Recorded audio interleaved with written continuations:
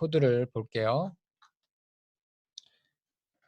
myFNC라는 함수가 정의가 되어 있습니다.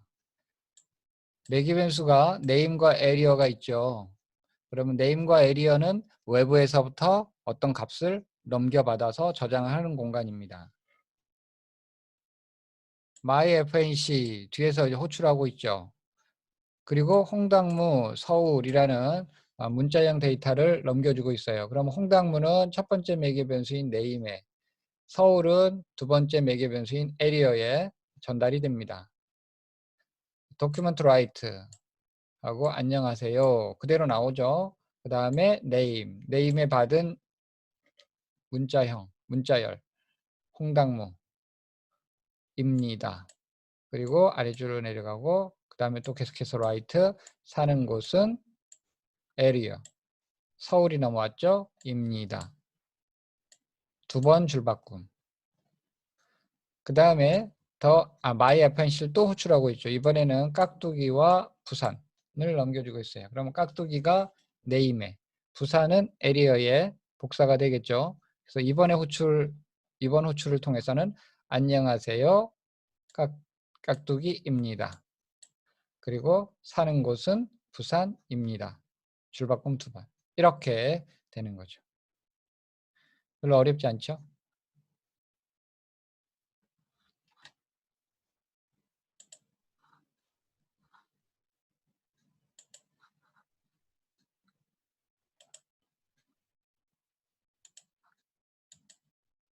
네.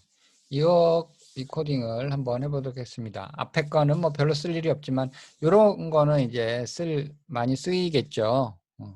여러분들이 웹페이지 같은 걸 만들어서 로긴 창을 만들게 되면 물론 이렇게 단순하진 않겠지만 이거는 꼭 해보시기 바랍니다.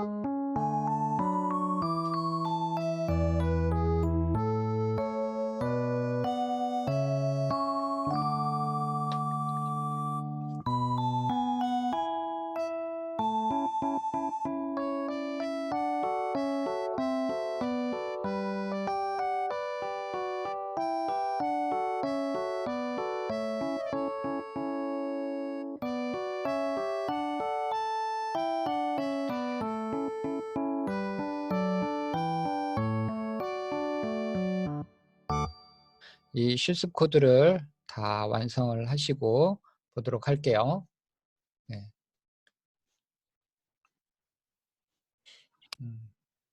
여기 보면 변수 write id에다가 코리아 넣었고요. 변수 write pw에다가 1, 2, 3, 4 넣었습니다. 그리고 로긴이란 일반 함수를 정의를 하고 있죠.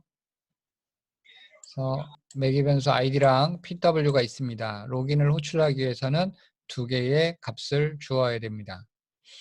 자, 여기 이제 이 함수는 이제 이따가 호출이 됐을 때 보기로 하고요. var 변수에다가 user id는 프롬프트를 통해서 외부에서 입력을 받고 있죠. 아이디를 입력하세요 해서 아이디를 입력받고요. 또 역시 user pw를 정의하고 프롬프트를 통해서 외부에서 데이터를 받고 있습니다. 패스워드를 입력하세요. 그래서 입력받고 있죠. 그리고 나서 로그인을 호출하고 있습니다. 유저 아이디와 유저 PW를 제공해 주고 있죠. 그러면 사용자가 입력한 아이디와 사용자가 입력한 패스워드는 이 두 개의 변수 유저 아이디와 유저 PW를 통해서 아이디와 PW로 복사가 될 겁니다. 그러면 아이디에 넘겨받은 사용자가 입력한 그 아이디와 여기 라이트 아이디 코리아하고 같은지를 비교합니다. 자, 같다면 이 중괄호 안에 있는 이 코드를 처리하게 되겠죠. 자, 같다면 아이디가 코리아라면 다시 들어와서 if pw 사용자가 입력한 패스워드가 라이트 pw인 1, 2, 3, 4하고 같은가 라고 또 체크하고 있죠. 또 이번에도 같다면 그러면 이제 그 아이디랑 패스워드가 코리아하고 1, 2, 3, 4 이거랑 같다라는 얘기죠. 그러면 도큐먼트 라이트 도큐먼트에다가 씁니다. 아이디 예, 코리아겠죠. 님 방문을 환영합니다. 라고 하고 중괄호가 끝났으니까 요 else 안 하고 여기 else도 안 하고 끝이죠. 함수 호출 끝이죠. 예, 함수는 호출되면 자 호출돼서 이제 처리하고 나면 이 중괄호 이 닫는 괄호를 빠져나가는데 빠져나가서 바로 이쪽으로 가는 거 아닙니다. 함수는 호출된 대로 돌아갑니다. 함수는 함수 쭉 처리하고 나면 함수 처리가 끝나고 나면 자기를 부른 대로 가는 거예요. 어디서 불렀어요? 여기 로그인해서 불렀죠. 그러니까 부른 대로 가는 거야. 네. 이거 헷갈리면 절대 안 돼요. 우리가 반복문이라든가 이런 데서도 보면 중괄호가 있는데 반복문이 끝났을 때는 중괄호를 빠져나가자마자 첫 번째 만나는 그 문장으로 가지만 함수 같은 경우에는 그렇지 않다라는 거 여러분 꼭 명심해야 됩니다. 이것 때문에 실수하는 사람들이 종종 있더라고요. 자, 그런데 만약에 PW가 유저 PW랑 같지 않다. 라이트 PW랑 같지 않다. 그러니까 PW는 이제 사용자가 입력한 패스워드가 들어있는 공간이죠. 라이트 PW는 1, 2, 3, 4죠. 근데 이 조건이 만족하지 않는다. 패스워드가 맞지 않다라고 하면 else를 하겠죠. 그러면 alert 해서 잘못된 비밀번호입니다. 라는 걸 사용자에게 알려줍니다. 그리고 나서는 이 중괄호를 만나니까 이 중괄호를 만나고 나면 빠져나가죠. 그러면 이 else 안 하죠. 예, 여기 else 하고 나면 이 else 안 합니다. 예, 그러면 여기를 빠져나가죠. 빠져나가면 다시 자기 호출한 대로 가는 거예요.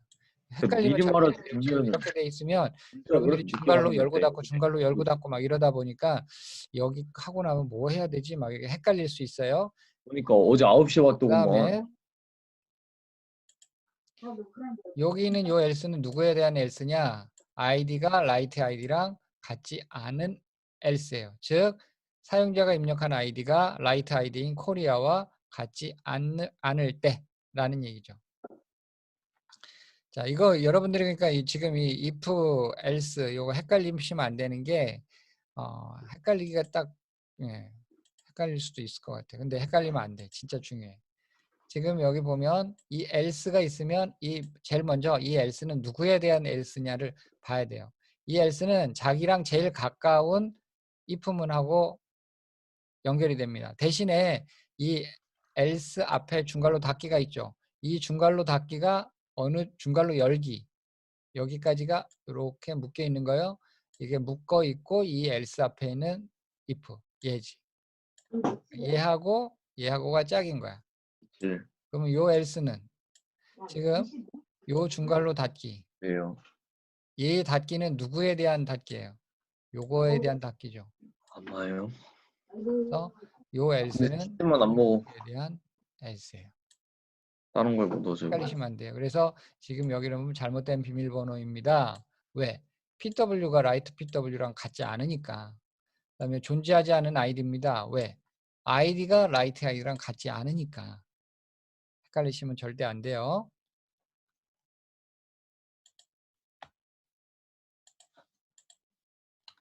자, 그 다음에 이제 매개 변수 없이 함수에 전달된 값을 받아오는 방법이 있습니다.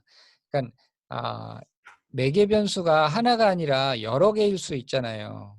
근데 그 개수가 정해지지 않을 수 있죠. 그러면 이럴 때 바로 이 방법을 쓰는데 이것도 굉장히 중요하고 많이 사용이 될 수 있으니까 꼭 명심해야 됩니다. 지금 여기 보면 펑션 sum 했는데 괄호 안에 매개변수 썼어 안 썼어? 안 썼죠. 근데 sum을 호출하는 데는 보면 값들을 나열하고 있죠. 받을 준비가 안 돼 있는데 값을 준다? 오류 아닌가? 네, 오류 아닙니다. 이럴 때 받는 방법은 이 함수 안에서 arguments라고 이 단어를 쓰시면 돼요. arguments. arguments 제로 하면 호출할 때 주어진 첫 번째 값이 해당이 되고요. arguments 1 하면 두 번째, arguments 2 하면 세 번째 이렇게. 그러니까 결과적으로는 이렇게 생각하시면 돼요. 여기에 매개 변수가 없다 그러면 여기에 나열해 준 값들을 가지고 arguments라는 배열 객체에 복사해 준다 이렇게 생각하시면 될 것 같아요. 그래서 지금 이와 같은 경우에는 sum을 호출하면서 10, 20, 30을 줬죠. argument 0, argument 1, argument 2를 이제 다 더하고 있죠. 그러니까 10, 20, 30을 다 더하는 셈이 되죠. sum. 그래서 그거를 화면상에 출력하고 있습니다. 근데 이걸 이제 for 반복문 같은 걸로도 이렇게 할 수가 있겠죠. 자, 이 코드를 우리가 한번 그래도 한번 해볼까요? 해보시는 게 좋을 것 같아요.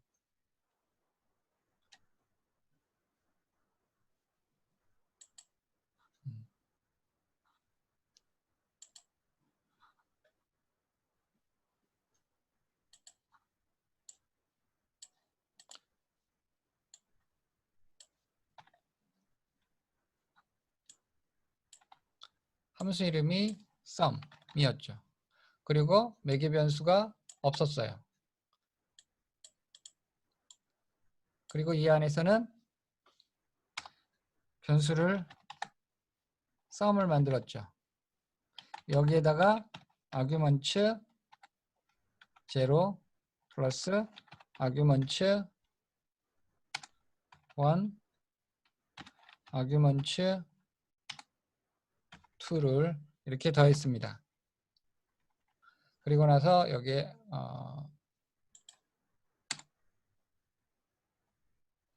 sum을 호출하고 있죠. 10, 20, 30 이렇게. 그리고 여기 sum을 document write를 했죠.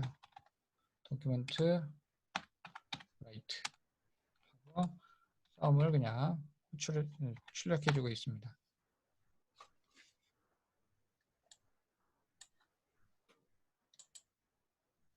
그래서 60이 이렇게 출력이 됐죠. 자, 이거를 근데 우리가 여기 10, 20, 30뿐만 아니라 40, 50 이렇게 막 나열할 수 있잖아요. 그러면 근데 맨날 여기 앞에 3개만 더하라고? 그러고 싶진 않아. 몇 개를 줄지 몰라. 근데 다 더해 주고 싶어. 그럼 어떻게 해야 되게? 얘를 반복문으로 돌려야 되죠. 반복문 돌리는 거 우리 해본 적이 있어요. 그죠? 네. 한번 해볼까요? 네. 자, 썸에다가 그냥 0이라고 그냥 넣어놓고 여기를 반복문을 하는 거야. for i는 0부터 몇 가지. 여기 숫자는 지금 안 썼어요. 여기 숫자를 써야 되죠. 그 다음에 i 더하기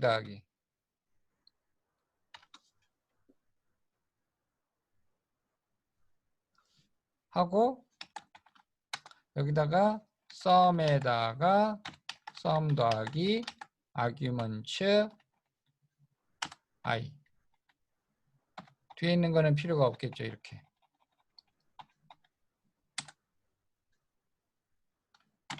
다 더한 다음에 document write를 통해서 sum을 출력해 주면 되겠죠. 자, 이렇게 돼 있어요. 자, 여기 숫자가 5개입니다. 어떻게 하면 될까요? 네, 맞아요. 여기 숫자가 몇이라 야 돼요? 5죠. 왜? i가 0일 때, 1일 때, 2일 때, 3일 때, 4일 때 이렇게 해서 총 5번 반복해야 되겠죠? 왜? 여기 있는 요 숫자 5개가 arguments라는 배열의 어레이 객체의 배열 객체의 전달이 된다 그랬죠. 그래서 10은 아규먼트 0, 20은 아규먼트 1, 30은 아규먼트 2, 아규먼트 3, 아규먼트 4 이렇게 각각 저장이 된 거예요. 그러면 이 썸에 처음에 0 넣었죠. i는 0부터 i가 5보다 작은 동안 그러니까 i가 0, 1, 2, 3, 4 일 때까지 이 조건이 참이죠. i가 5가 되면 이 조건은 거짓이 되니까 안 하는 거니까. 그래서 썸은 썸 더하기 아규먼트 i. i가 아까 얘기했듯이 0, 1, 2, 3, 4 이렇게 된다 그랬으니까 여기 10, 20, 30, 40, 50을 더하겠죠. 그래서 하고 나면 150이 이렇게 보이시는 대로 출력이 됩니다. 자, 근데 이렇게 매번 숫자를 주면 반복문에 저 숫자 5를 매번 바꿔줘야 되나요? 안 바꾸면 안 되나요? 얘를 썸이라는 함수를 안 건드리면 안 되나요? 안 건드릴 수 있죠. 우리 배운 적 있어요. 배열객체의 길이 구하는 거. 아까 좀 전에도 우리가 했죠. 어떻게? 숫자 5가 아니라 여기에 변할 수 있는 값을 줘야죠. 아규먼트. 아규먼트라는 배열객체에 넘어온다고 그랬어요. 이 아규먼트에 들어있는 데이터의 개수를 알 수 있는 방법 뭐라고? 점 length. 이렇게 하면 이제 값을 몇 개 넘어오든지 상관없는 거야. 그럼 150 계속 150이고요. 그 다음에 여기다 우리가 계속 나열해도 되죠. 60, 70, 80, 90, 100 이렇게 써줘도 돼요. 그러면 지가 알아서 하는 거죠. 550 계산 결과 나오잖아요. 네. 이렇게 해도 되고요. 자, 이거는 이제 다른 언어도 보면 자, 다 구문이 자, 이런 식이죠. for 반복문이. 여기 이제 자바스크립트에서는 이거를 이렇게 쓸 수도 있어요. 이렇게 안 쓰고 in argument 하고 이렇게 간단히 똑같습니다. 아까 길게 써준 거랑 똑같아요. 아까 여기 주석 처리해서 제가 써줄게요. i는 0에서 i가 argument.length i 더하기 이렇게 해주는 거랑 저기 봐 i in argument 이렇게 써주는 거랑 똑같다는 얘기입니다. 뒤에 있는 게 편하면 뒤에 있는 것처럼 써도 돼요. 네. 상관없습니다. 자, 계속 진도 나갈게요. 자, 그 다음 함수에서 리턴문의 역할을 보겠습니다. 리턴문은 데이터를 반환하고 강제 종료하는 거예요. 끝내는 겁니다. 리턴문을 만나면 그 이후에 이 함수에 남아있는 코드는 처리 안 하고 그냥 자기를 호출한 대로 바로 돌아가는 거예요. 그러니까 여기 보면 함수명이 있고요. 자바스크립트 코드 1이 있고 return 하면서 데이터 값 이렇게 있죠. 그 다음에 자바스크립트 코드 2가 있죠. 이러면 이 함수명을 가지고 얘가 호출했어요. 그래서 함수명으로 갔어요. 그럼 자바스크립트 코드 1 처리합니다. return 만났어요. 그러면 여기에 return 다음에 있는 숫자를 이쪽으로 넘겨주면서 이 뒤에 있는 자바스크립트 코드 2는 안 해요. 그러니까 이렇게 무조건 앞에 리턴 앞에 아무런 조건도 없이 무조건 리턴해라. 그렇게 할 수가 없겠죠. 왜? 그럼 자바스크립트 코드 2를 쓴 의미가 없잖아요. 매번 함수명 불러서 여기 왔을 때 자바스크립트 코드 2는 도달하지 못한다. 그러면 그게 의미가 없잖아요. 그래서 보통은 이런 리턴문 앞에 조건이 붙겠죠. 네. 자, 다음 코드를 그 다음 장으로 가보도록 하겠습니다.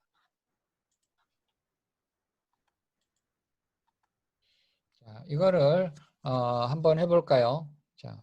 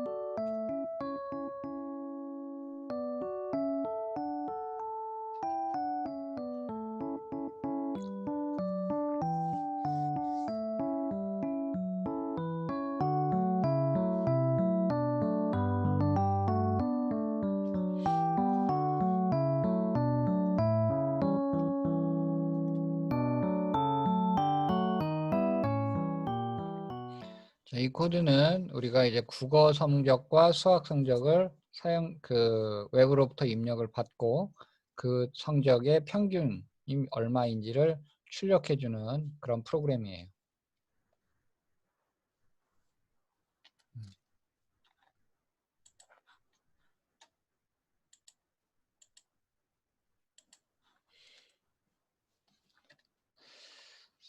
테스트 avg라는 함수가 있고요. 여기서는 외부에서부터 데이터를 받습니다. 매개 변수 arr 데이터에 받습니다. 예. 이렇게 함수가 이렇게 있고요. 나중에 함수 한테로 들어갈게요. 변수로 arr 서브젝트를 선언해 주었습니다. 정의해 줬어요. 국어랑 수학을 넣고 있네요. 근데 대괄호로 묶어 주었으니까 얘가 배열객체구나 라는 걸 알 수 있겠죠. 국어랑 수학이 들어 있습니다. 그 다음에 result라는 변수에는 테스트 avg를 호출하고 테스트 avg가 반환해주는, 리턴해주는 값을 result에 저장할 거예요. arr 서브젝트를 테스트 avg에다가 주고 있습니다. 그러면 arr 데이터는 이 매개 변수는 배열객체를 저장할 변수가 되겠죠. 그러니까 이것도 곧 배열이에요. arr 데이터도.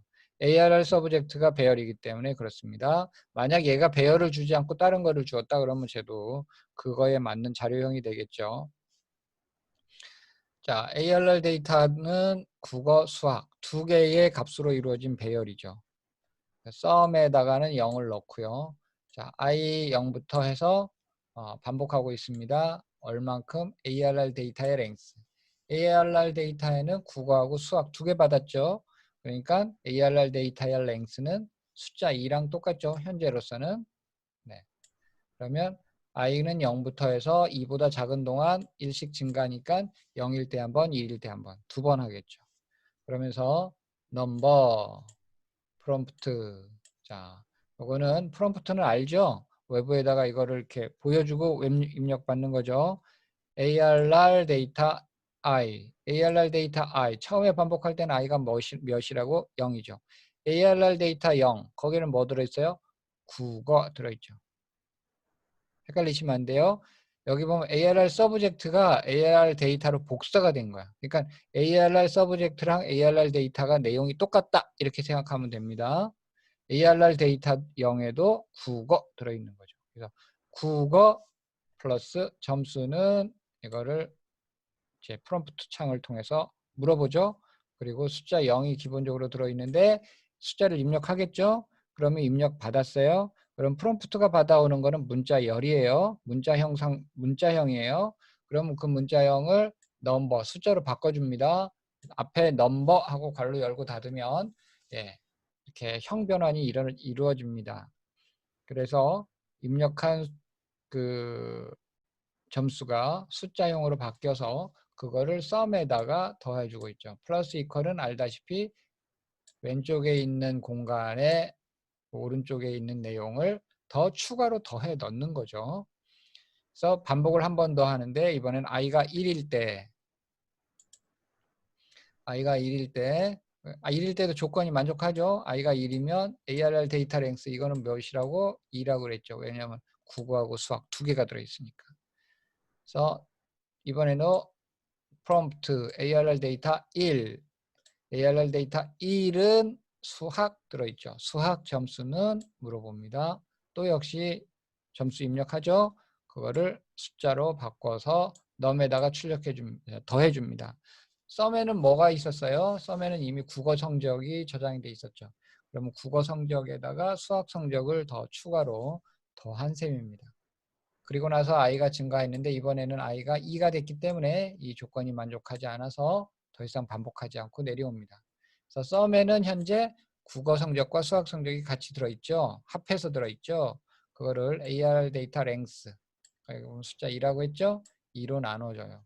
avg 평균이죠. 그거를 av에 저장하고 그거를 반환해주고 있습니다. 그럼 반환하면 이 테스트 avg를 호출한 대로 가서 그 값을 제공해 주게 됩니다. 테스트 avg는 여기서 호출했죠. 그래서 리절트에 평균 성적이 들어가고요. 도큐먼트 라이트를 통해서 평균 점수는 몇 점입니다. 이렇게 출력을 해주는 거예요.